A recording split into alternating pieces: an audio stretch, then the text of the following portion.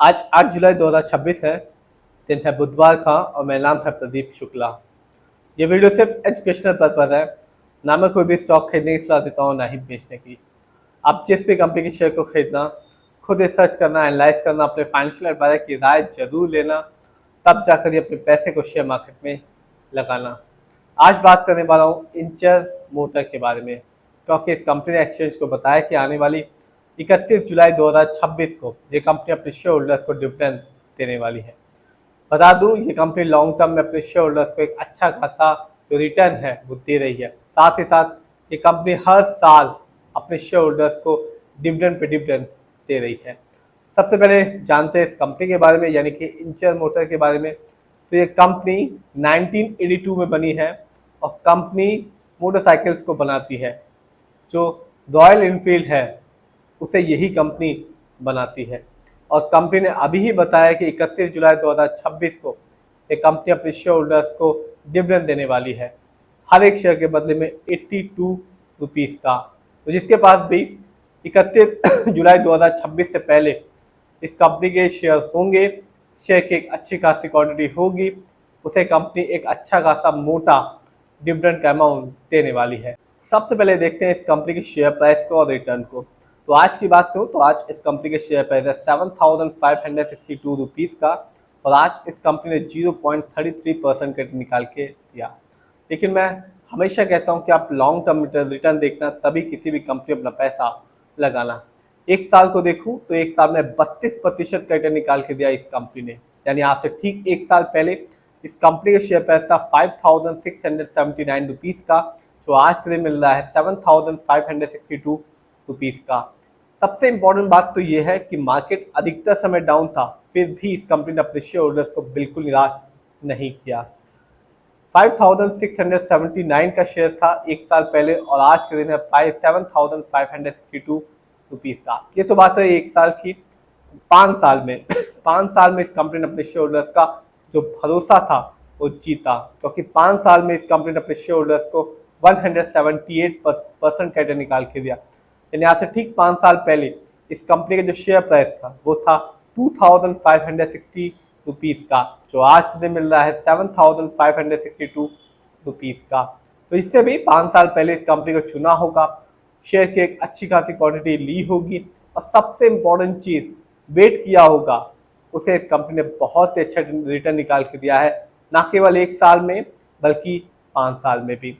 जानते हैं इस कंपनी के स्टॉक के परफॉर्मेंस को। तो एक साल में इस कंपनी का जो हाईएस्ट शेयर प्राइस गया वो गया 8,230 रुपीज़ का, जबकि एक साल में इस कंपनी का लोएस्ट शेयर प्राइस आया 5,353 रुपीज़ का। और बता दूं, यदि आप इस कंपनी के इवेंट्स को देखेंगे तो आने वाली 31 जुलाई 2026 को ये कंपनी अपने शेयर होल्डर्स को डिविडेंड देने वाली है, हर एक शेयर के बदले में 82 रुपीज़ का। तो जिसके पास भी इस कंपनी के शेयर की अच्छी खासी क्वांटिटी होगी, उसे एक अच्छा खासा बेनिफिट मिलने वाला है 31 जुलाई 2026 से पहले।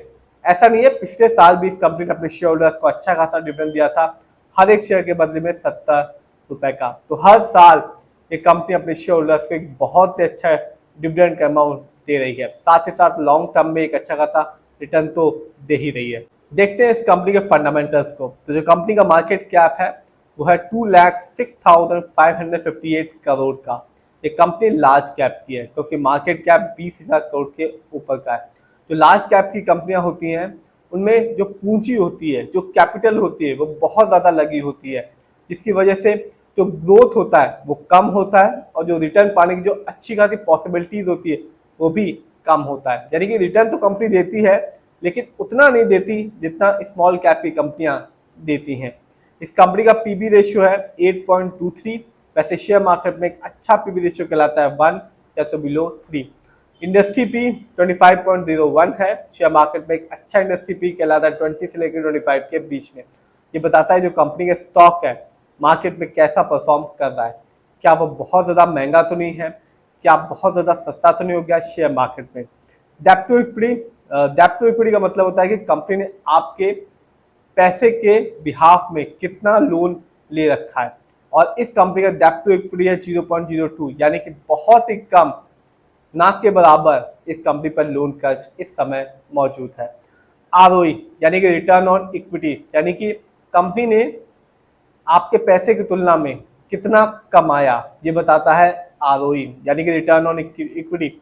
इस कंपनी का जो आरओई है वो है 21.97% का, बहुत ही अच्छा है, क्योंकि शेयर मार्केट में एक अच्छा आरओई कहलाता है 15% से लेकर 20% के बीच में। और मेरा मानना है कि आप जब भी किसी भी कंपनी के फंडामेंटल्स को देखें तो आरओई जरूर चेक करें, क्योंकि ये बताता है कंपनी कैसे आपके पैसे को इस्तेमाल कर रही है। यदि कंपनी का आरओई हाई होता है या पॉजिटिव होता है तो बताता है कंपनी आपके पैसे को सही से इस्तेमाल कर रही है, जिससे आगे चल के फ्यूचर में कंपनी आपको अच्छा खासा रिटर्न दे पाएगी। यदि कंपनी का आरओई कम होता है या नेगेटिव होता है तो साफ बताता है कंपनी आपके पैसे को सही से इस्तेमाल नहीं कर पा रही, जिससे रिटर्न पाने की जो पॉसिबिलिटीज होती है लॉन्ग टर्म में वो बहुत ही कम हो जाती है। इस कंपनी का ईपीएस यानी कि अर्निंग पर शेयर, यानी कि कंपनी ने प्रति शेयर कितना कमाया है 12 महीने में। इस कंपनी का ईपीएस है 200.92, बहुत ही अच्छा है, क्योंकि शेयर मार्केट में एक अच्छा ईपीएस कहलाता है 80 से ज़्यादा का। ये बताता है कंपनी ने लास्ट 12 महीने में कितना कमाया। डिविडेंड यील्ड है 1.09, वैसे शेयर मार्केट में एक अच्छा डिविडेंड यील्ड कहलाता है 2% से लेके 6% के बीच में। और हाई डिविडेंड यील्ड हमेशा अच्छा माना जाता है, क्योंकि इससे पता चलता है कि कंपनी रेगुलर बेसिस में अपने शेयर होल्डर्स को डिविडेंड दे रही है। इस कंपनी का जो बुक वैल्यू है वो है 914.40। यदि कंपनी का बुक वैल्यू बढ़ता रहता है तो ये बहुत ही अच्छी बात होती है। बुक वैल्यू का मतलब होता है कि जब कंपनी अपनी, मान लीजिए कि कंपनी अपने सारे एसेट को, सारी संपत्ति को बेच दे और अपने जो लोन कर्ज है, लायबिलिटीज है, उसको चुका दे, उसके बाद जो प्रति व्यक्ति बचता है वो शेयर होल्डर्स के हिस्से में जाता है। जो आय बचती है ये सब करने के बाद जो पैसा बचता है वही शेयर होल्डर्स के हिस्से में जाता है। और यदि कंपनी का बुक वैल्यू बढ़ रहा है तो ये बहुत ही अच्छी बात होती है। फेस वैल्यू 1 है। फेस वैल्यू का मतलब होता है कि जब कंपनी पहली बार अपने शेयर को लॉन्च किया था तब उसकी कीमत क्या थी। फेस वैल्यू का आज की मार्केट वैल्यू से शेयर की कोई मतलब नहीं होता है, और इसका मार्केट ग्रोथ से भी कोई लेना देना नहीं होता। जानते हैं इस कंपनी के फाइनेंशियल कंडीशन को। तो मार्च क्वार्टर में इस कंपनी के रेवेन्यू रहा 6,432 करोड़ का, जबकि 2025 में इस कंपनी का ईयरली रेवेन्यू था 20,175 करोड़ का। प्रॉफिट मार्च क्वार्टर में इस कंपनी का प्रॉफिट था 1,520 करोड़ का, जबकि 2025 में इस कंपनी का ईयरली प्रॉफिट था 4,734 करोड़ का। जानते हैं किसका कितना पैसा इस कंपनी पे लगा हुआ है। तो प्रमोटर यानी कि इस कंपनी के ओनर्स, जिनका पैसा इस कंपनी में लगा हुआ है 49.08% का। एफआईआई यानी कि विदेशी निवेशक, जैसे कि foreign bank, foreign insurance company, foreign asset management कंपनियां, उनका पैसा इस कंपनी में लगा हुआ है 25.63% का। म्यूचुअल फंड का पैसा लगा हुआ है 11.41% का। रिटेलर्स यानी कि हम लोग का पैसा इस कंपनी में लगा हुआ है 9.26% का, जबकि डीआईआई यानी कि जो घर के, यानी कि देश के जो बैंक होते हैं, इंश्योरेंस कंपनियां होती हैं, और भी जो डोमेस्टिक इंस्टीट्यूशन होते हैं जो पैसा कंपनी पे लगाते हैं, उनका इस कंपनी में प्रतिशत लगा हुआ है 5.23% का।